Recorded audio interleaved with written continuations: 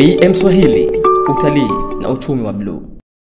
Waheshimiwa wajumbe, sasa baada ya kutoa nasaha hizo waheshimiwa madiwani, tumekaa fanya kazi kwa ushirikiano mkubwa na watendaji. Kwa hivyo napenda pia nichukue nafasi fupi kutoa nasaha kwa watendaji. Ningeomba sana watendaji katika kipindi hichi ambacho waheshimiwa madiwani hawapo, basi tuendelee kufanya kazi zetu kwa kufuata sheria na kanuni za utumishi wa umma, na ndio iwe kigezo na mwongozo wetu katika utekelezaji wa majukumu yetu. Nasisitiza umoja na mshikamano katika kipindi chote hichi ambacho waheshimiwa madiwani watakuwa hawapo. Uaminifu, uadilifu na uwajibikaji katika kipindi chote hichi. Na yasema haya kwa sababu wakati mwingine kwa kuwa madiwani hawapo ambao ni wasimamizi, kunakuwa kunafanyika vitendo vya ovyo.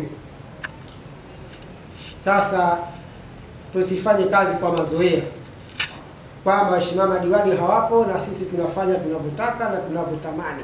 Hapana.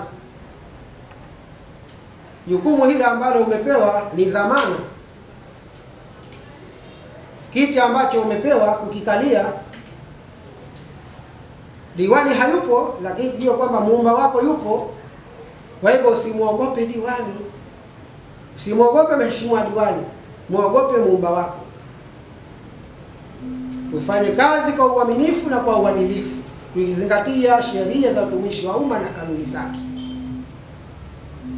Mara nyingi kwa kuwa madiwani hawapo, uzoroteshaji wa kazi, kutoroka, uvivu pamoja na mambo mengine yanayolingana na hayo haifai na wala haipendezi kwa watendaji wa umma.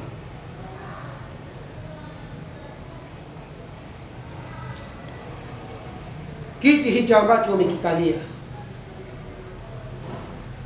ujue kwamba yupo mjuzi wa siri na dhahiri. Si muogope diwani, muogope muumba wako katika utekelezaji wa majukumu yetu. Lengo letu ni kuleta utumishi wenye tija ndani ya jamii, utumishi uliotukuka. Leo tunaondoka manispaa, hali sio shwari. Kwa hivyo turejeshe nidhamu na uwajibikaji ndani ya maeneo yetu ili kuweza kuleta tija ndani ya jamii na kutoa huduma bora ndani ya jamii.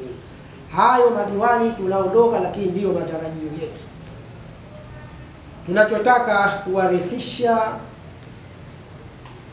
mambo mema na mazuri madiwani watakaobahatika.